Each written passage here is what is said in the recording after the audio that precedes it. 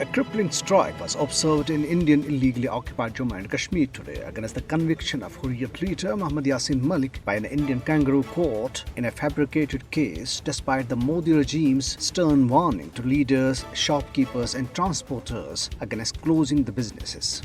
Yasin Malik, the chairman of Jammu and Kashmir Liberation Front, was convicted by a court of India's notorious National Investigation Agency on Thursday in a politically motivated case filed against him in 2017. Indian police detained dozens of Hurriyat activists, including Jammu Kashmir Liberation Front members, in the occupied valley.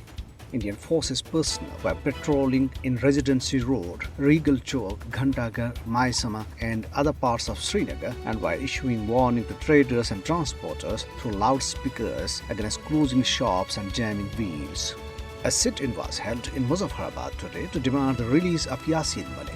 The sit-in, participated by the opposition leader in the IIOJK Legislative Assembly, Chaudhry Lateef Akbar, along with the leaders of other political, social and trade organizations, was followed by a protest rally organized by the International Forum for Justice and Human Rights.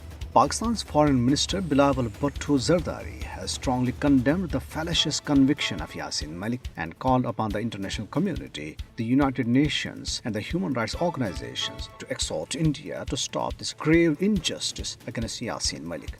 Mohammad Yasin Malik, who is lodged in New Delhi's infamous Tihar jail, appeared before the court of a special judge designated under the Draconian Terrorist and Disruptive Activities Act in Srinagar on virtual mode in the fake cases framed against him in 1987 and 1988.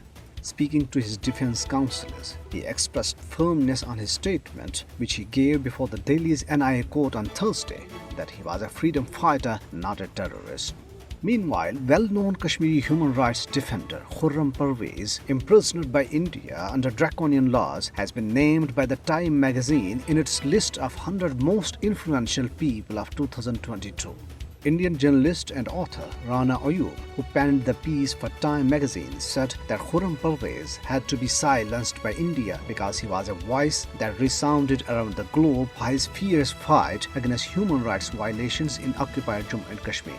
The Time magazine called Parvez a modern-day David who gave a voice to families that lost their children to enforced disappearances by the Indian state. PDP President Mehbooba Mufti has been kept under house arrest in Srinagar. Condemning the act, Mehbooba told reporters that she is barred from going out whenever she tries to. Kashmiri journalist Fahad Shah, detained under Black Law Public Safety Act, was shifted from Kupwara sub-jail to a jail in Jammu. He was arrested on February 4th after publishing the narrative of the families of some fake encounter victims, which was in conflict with the Indian police's version. On the other hand, Narendra Modi-led fascist Indian government is planning to sack more Kashmiri employees working in occupied Jammu and Kashmir on the pretext of supporting freedom movement. The people who are on the radar of the Indian agencies are teaching and non-teaching staff of the Kashmir University, while some of them are working in the Indian illegally occupied Jammu and Kashmir administration. In a special video message, the chief of Akal Takht, Gyani Harpreet Singh, one of the highest religious positions in Sikhism, while referring to evil designs of RSS-backed Modi-led fascist regime against minorities, especially Sikhs and Muslims, has called on Sikhs to keep modern weapons because of the circumstances being such.